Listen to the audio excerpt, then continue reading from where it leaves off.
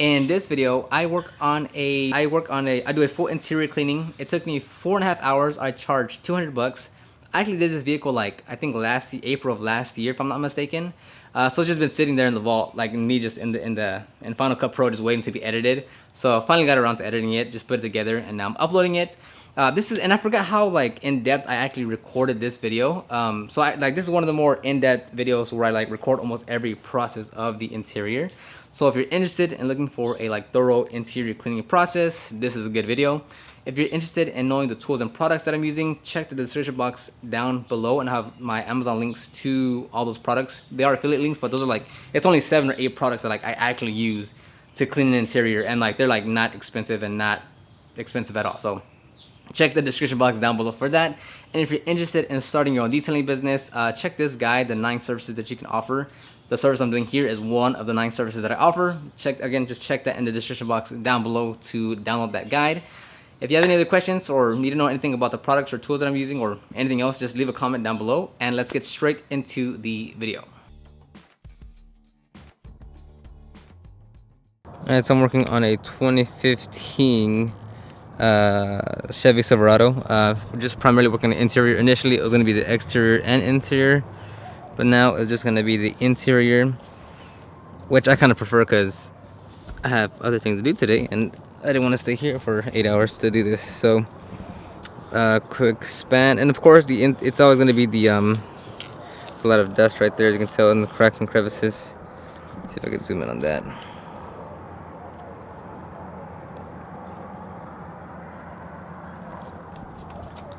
Yeah, so it's primarily going to be on the driver's side and passenger side as always. If they have kids, then that'll be a different story. If they have pets, then with this particular person does have a pet, but not a lot of dog hair.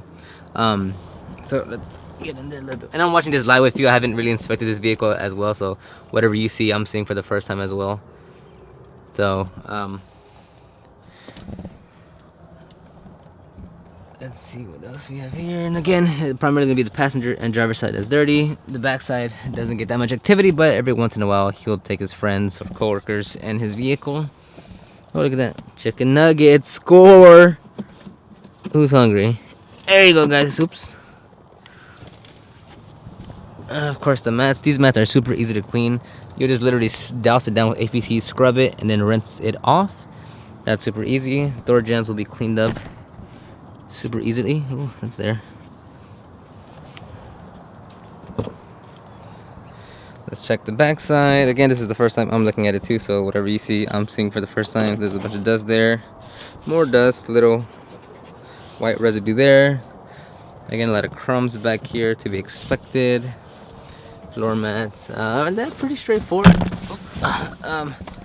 I'll push all these seats forward so I can reach the inside right here and vacuum underneath. So yeah, you'll want to push all that forward, and then when you're working on that side, you'll push everything as far back to get access to this area here. Other than that, it's pretty not bad at all. Open up all the compartments. Ooh.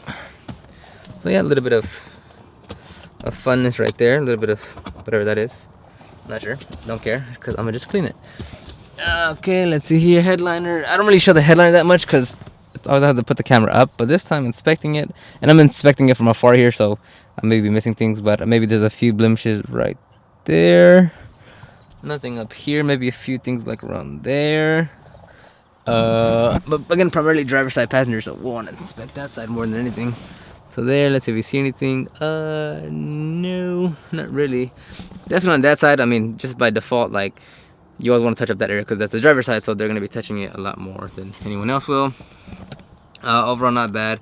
Since everyone always wants to know, I charge 200 bucks for this. Should take me less than 5 hours to complete. And when it comes to pricing, you kind of want to shoot a little bit more over on your time and budget, because again, like if I say, it's gonna take 4 hours, 4.5, which it'd probably take like 4 to 4.5 hours, but I just want to make sure, like with time constraint, like okay, like even if it does take me a little longer than 4 hours, that's why I don't say 4.5 hours, because I want to give myself that cushion of maybe I spend a little bit more time somewhere, I overlook something and I didn't get it, so now that time is extended. And I set their expectations as like, okay, it's gonna take 5.5-ish hours. So they're not, if if I don't stop exactly at 4.5, I still have the hour of cushion for myself and for the customer. That way I'm not falling behind on their schedule, because again, they're probably working around their schedule, right? Maybe their work schedule, they gotta go pick someone up around what I'm telling them. And if I tell them 4.5 hours and it takes me 5.5, well then I might be pushing back, and maybe whatever, you get what I'm saying. So manage that time expectations, even if it sounds long, right? Whether you're doing paint correction, engine cleaning, give yourself just a little bit more time just in case. It's better to finish early than to take up all that time and then some. So quick little tip. All right, so first things first is I'm just gonna knock off some of that stuff before I vacuum, because a lot of times when I vacuum, it's like so stuck on there that the brush I have doesn't actually wedge it off. So I'm just gonna quickly just brush those seams. And if I had both my hands free, I would open it up and then brush it up. But this is just to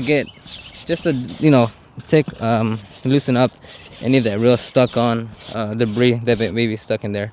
And I do that for all the seats. Again, it's just like a super quick quick brush down. It's like it's just in case there's stuff in there that's really stuck on there. It'll make it easier. So when I vacuum, and again, if I had two hands, I would spread this apart. And again, that's literally it. It's no biggie.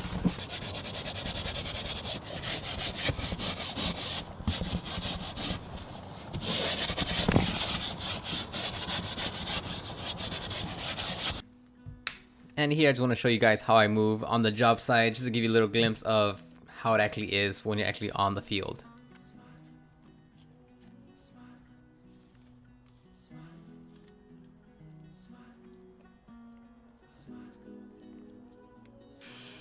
Okay, so I'm starting off with the vacuuming. I'm using the whatever type of attachment you're going to call that on the vacuum. It's just a light vacuum. I'm only getting about 60, 70, 80% of the debris out of the interior. I'm not going for perfection, as towards the end of the vehicle I'll be vacuuming it again. And this is here getting the back of the rails. You always want to push the seats all the way forward and all the way back to access that dark hole that's so difficult to get.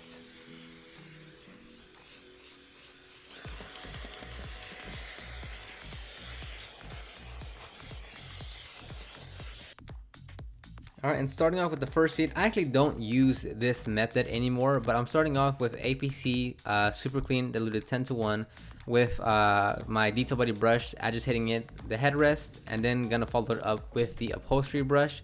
Now I just go straight with the upholstery brush. I skip this part of using the detail body brush. It's just not necessary.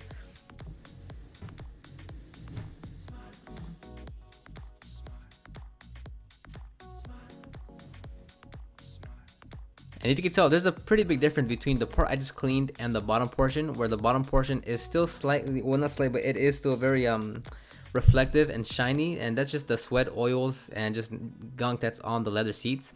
Once I agitate and clean, it becomes more, the sheen is no longer there, meaning it's just the actual leather, and that's what you want. You don't want it to be super shiny, because that's literally the sweat and oils that's accumulated over how many months and years.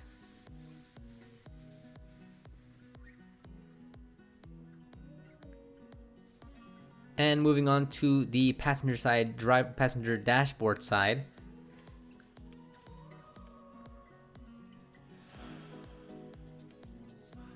As you can see in this video, it's only going to be about 4 brushes that I use to clean this interior. There's no extractor because you don't need one. I don't use a steamer at all. It's literally just 2 sized detail body brushes, the medium and the large, the black bristle brush, and the big upholstery brush. That's literally those 4 brushes is what I'm using. If there was pet hair, I'd also be using a pet hair brush. But those are the 4 tools, brushes specifically, that I'm using to clean the entire interior. And of course, microfiber towels as well.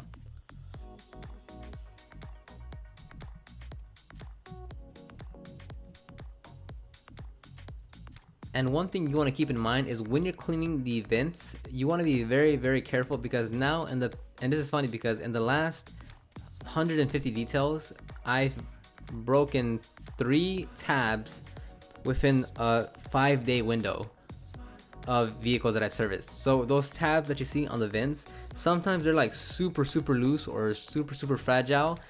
or like, you know, it's barely hanging by thread because the customer themselves kind of broke it off and now it's just hanging there by thread. So you want to be very, very, like, you don't want to go hyper aggressive with the vent tabs because those little tabs can break off and they cost like 10 bucks to order. But it's just, you know, if you can avoid it altogether, then that's always favorable.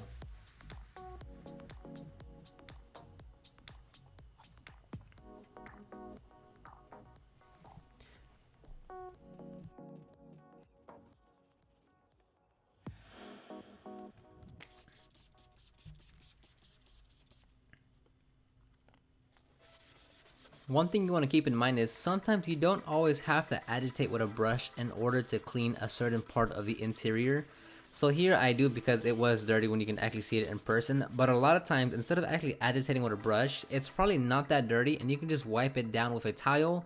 A towel meaning you're cutting your time, you're not spending as much time cleaning because you're not actually agitating and then mopping up, you're just using a towel to wipe it down. So keep that in mind, is that sometimes you're not always gonna have to do what I'm doing here and like using a brush, although sometimes it's easier just to use the brush because there's like intricate areas, but oftentimes you can just wipe the area down. And here I don't worry about liquid getting into the controls because I am barely using any at all. Out of the last 150 cars, I've had no problem whatsoever. With this method, you want to make sure you dry it off. You don't want to let it dry on the material, and you don't want to literally use your nozzle, put it on like that on the stream setting, and just like douse the electricals right there. I barely missed it, the side panel of the seat there, to make sure I cover the area nicely.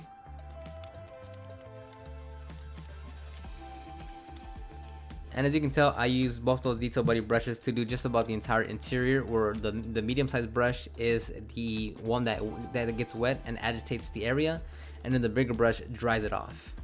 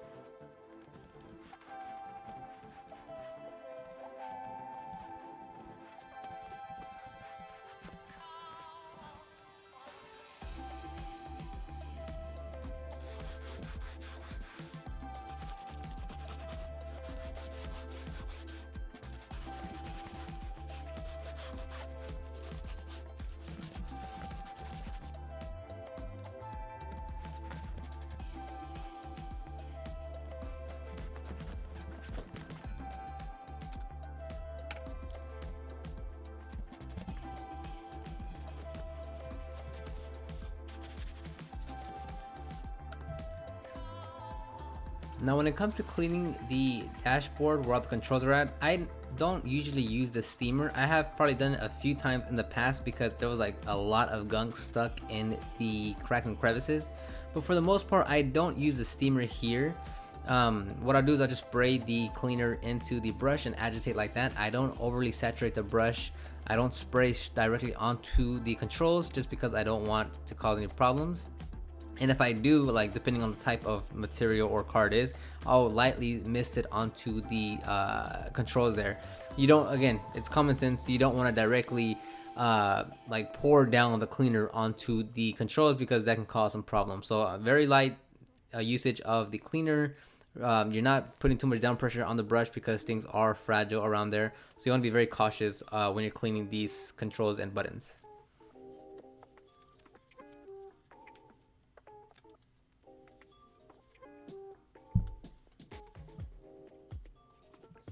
And next, I'm quickly cleaning the those plastic moldings that are super easy to remove on that center console part.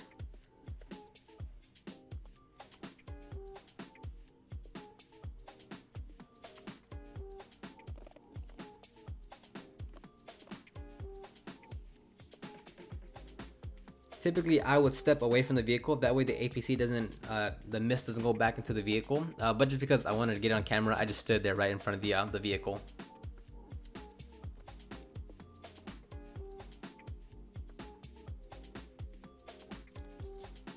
Okay, now heading back to the center console part, just spraying the APC, agitating with the brush, and mopping it up.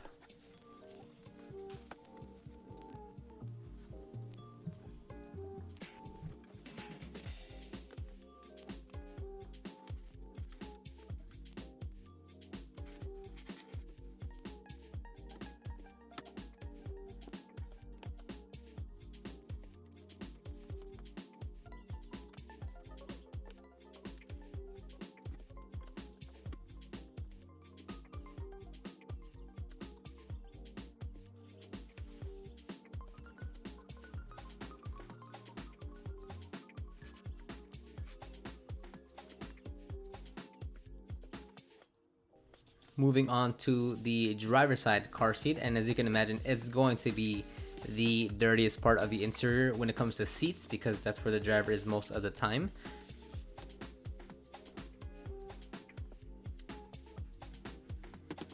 And just like when we cleaned the passenger side seat, we're gonna have the same effect here, where where I just cleaned is there's no sheen to it, it's not shiny, it's not glossy, and the other areas where I'm now cleaning is still glossy and shiny. There's a sheen to it because all the oils and grease and gunk is on that part.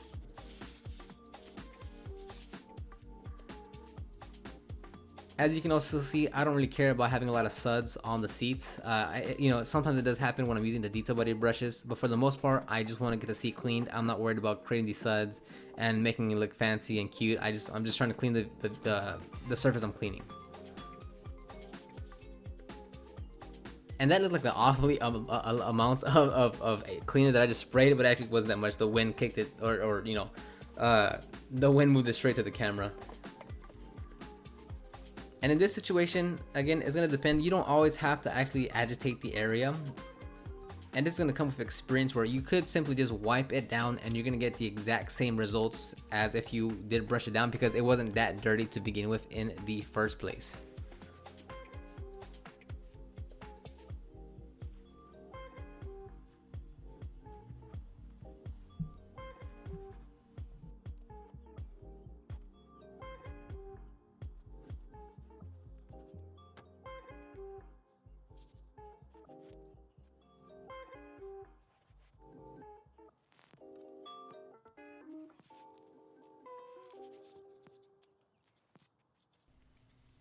Alright, and now moving to the rear row seats.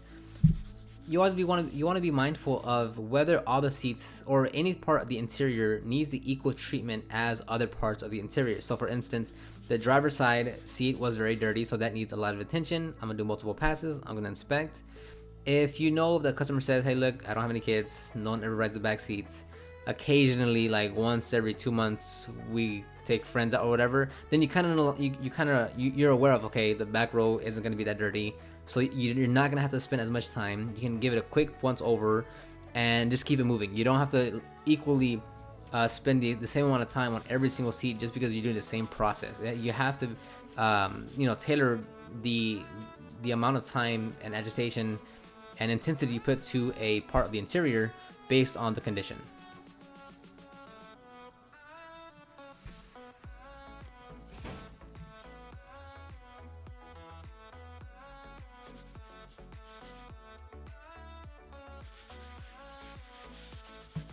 And I am intentional about the way I clean the seat. So typically, I'll always start with the middle top, with the middle top of the seat, and then move either left or right. I do that so I can minimize the overspray of the cleaner that I'm using.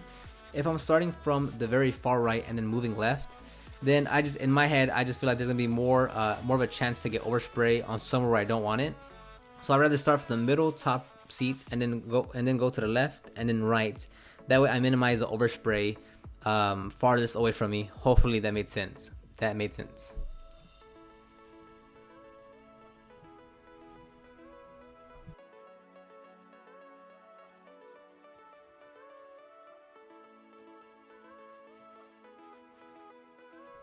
And pretty self-explanatory here. These are the door jambs I'll be cleaning. It was pretty consistent in terms of condition like this throughout all 4 door jambs. And because it's, you know, kind of, it's the color's white, it's a little bit harder to see, but it definitely was in need of a good cleaning.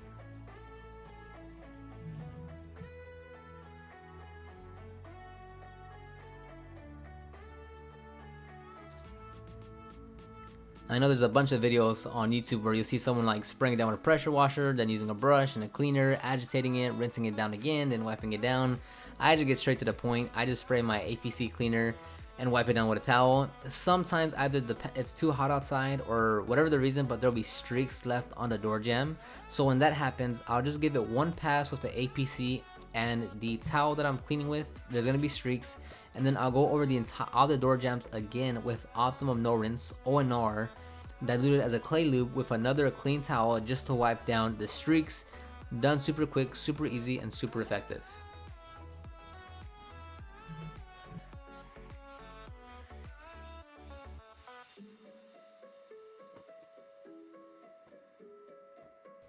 And these were the results. It took me absolutely no time. It was super easy. I didn't have to bust out a pressure washer or just, you know, try to make it look all cool and fancy. I got the job done. That's all that matters.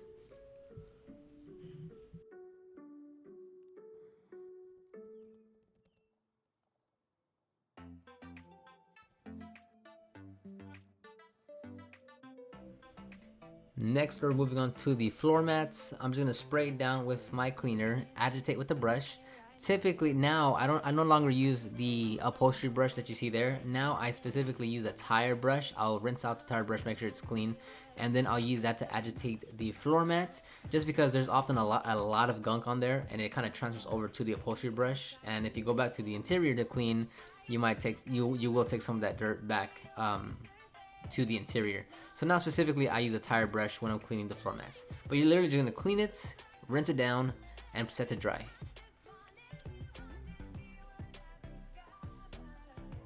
Now here I have a water hose, so it makes life a lot easier. If you don't have a water hose, you can either take a pump sprayer, a 32-ounce bottle of water, a 1 gallon of water, just to rinse them down.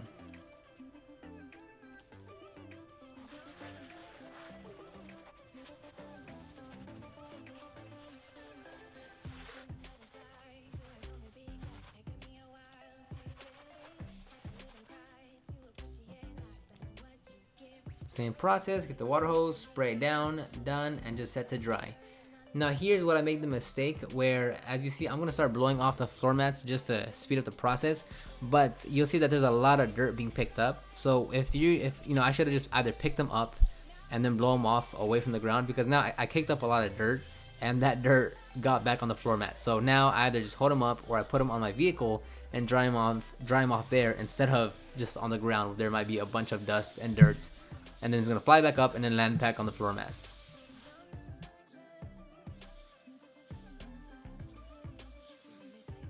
Alright, and let me just walk you through the interior now that it's all cleaned up and I'm about to go get the customer.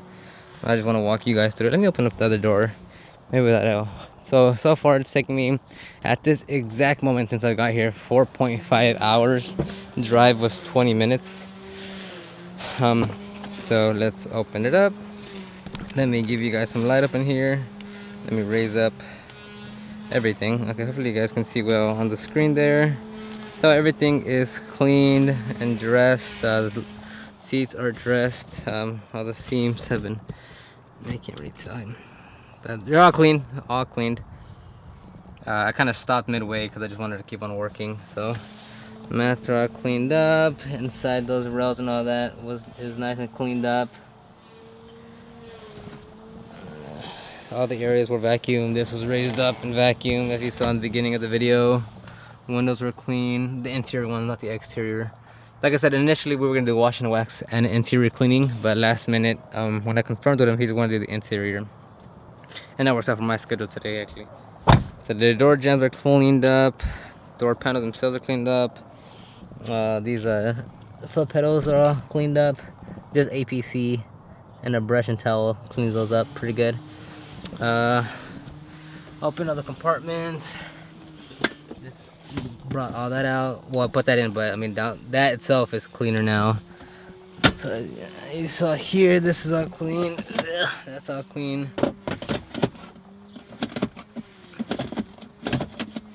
There you go.